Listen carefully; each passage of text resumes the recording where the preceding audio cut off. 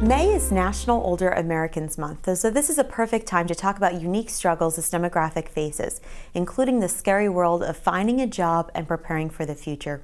Well, joining me to talk about this is Jim Leyden, Deputy Director for West Springfield Council on Aging, and Laurie Cassidy, Director of West Springfield Council on Aging. Thank you both so much for joining me today.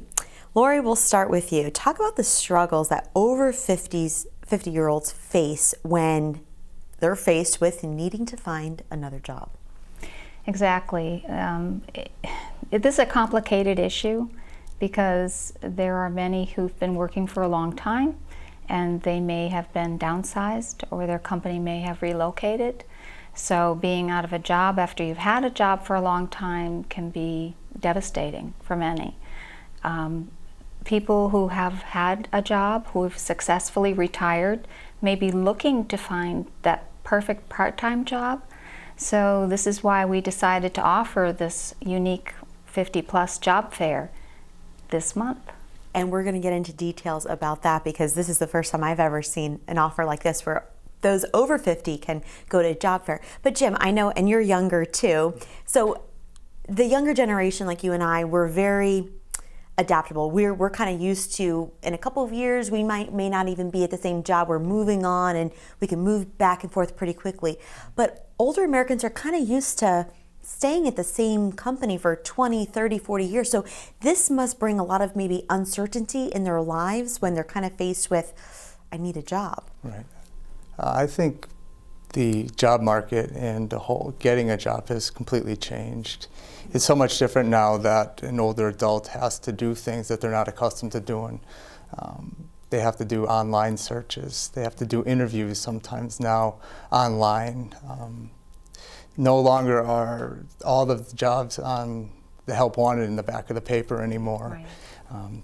A lot of people used to get jobs by just word of mouth, by knowing somebody, just walking into a store or a business and saying, hey, I need a job, and they could get hired on the spot. And just now everything has changed. There's so much more competition. There's so many different outlets to find jobs, whether it's online or going to career centers or headhunters and recruiters working for people. So it's just so much different now than from generations past. And that was part of the reason why we wanted to offer a job fair. We really wanted people who were seeking employment to have a connection to people, or I'm sorry, to companies in the area that are hiring, where they could come in, meet with them, be able to share some of their skills and some of their experience and see what the company has to offer. Right. Now, Laurie, when an older person does go for that job, although the AARP says unemployment, while it may be pretty low for older Americans, the time gap, the gap in between jobs is much higher at 50.2 weeks. So it takes much longer for an older American to be able to find a job. Do you feel as if sometimes there may be some sort of maybe bias against them because they're older and maybe the person interviewing them is much younger and is kind of like, oh, well, you're old enough to be my dad. I can't hire you.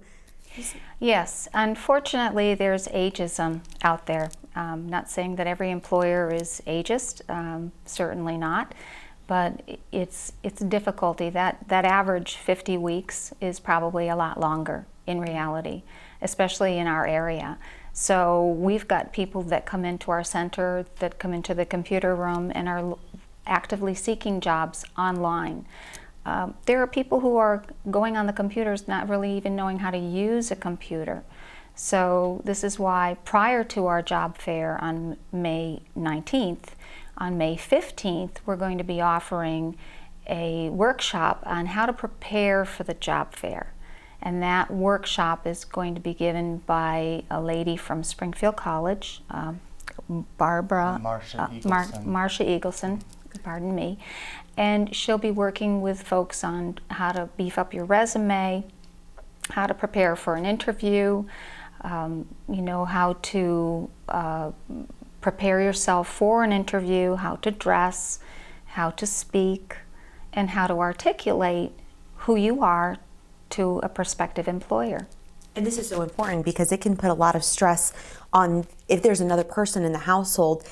They may be relying on that income if they don't have a job. So that can create a lot of stress or pressure on a family unit as well. Absolutely. And we've had several people who have come into our center to volunteer while they're waiting and job searching.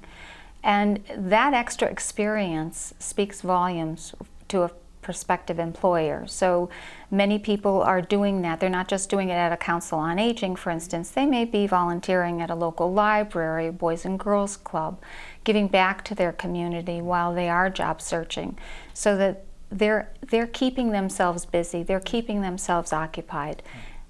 Great. I Go. just wanted to jump in and say, also with volunteering, it boosts morale too. It does. People like to be part of giving back to the community, doing something that meets their interests and their needs. So when somebody volunteers, they're coming into an organization and they're showing their skills and talents. And during that gap of time, they feel like in some ways that they are working. And like Laurie said, that volunteer experience can sometimes turn into a position because they've showed an employer that they do have skills, they have experience, that they know how to work with people. So there's a lot more that comes out of the volunteer experience than just going in, doing the time, and then leaving. It can sometimes leverage into a position. And it doesn't have that negative connotation of, oh, I'm unemployed, so that depressing feeling almost. And that can go on somebody's resume too. Absolutely. Yeah. So give us details of this job fair coming up on May 19th. Oh goodness, we have a wide variety. We have retail industry, we have entertainment industry, we have healthcare,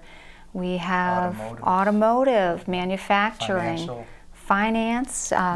I mean, it's just a great group of vendors. 40 vendors are on the list to attend.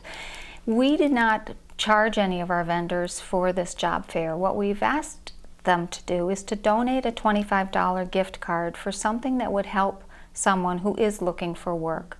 So that $25 gift card can be for clothing, food, gasoline, anything that would help someone get back on their feet.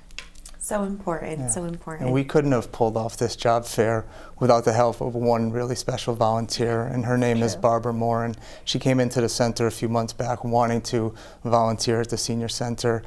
And Laurie and I discussed the idea of a job fair prior to Barbara's arrival, but we needed some help with it. Absolutely. It's a daunting task to be able to put together an event like this, so we had to develop kind of a script for Barbara to work off of about what our goals were, what our objectives were, and then she actually called up a number of our vendors and kind of gave them the information about what we were trying to do. And it was a pretty intense position that she took on, even though it was volunteering, and she did a remarkable job. She really spearheaded a lot of this, and she got a lot of the vendors confirmed, so she deserves a lot of credit. That's the way to do it, going from volunteering to making a difference. Thank you so much for your time, Laurie, Cassidy, and Jim Leyden. Thank you. Thank you.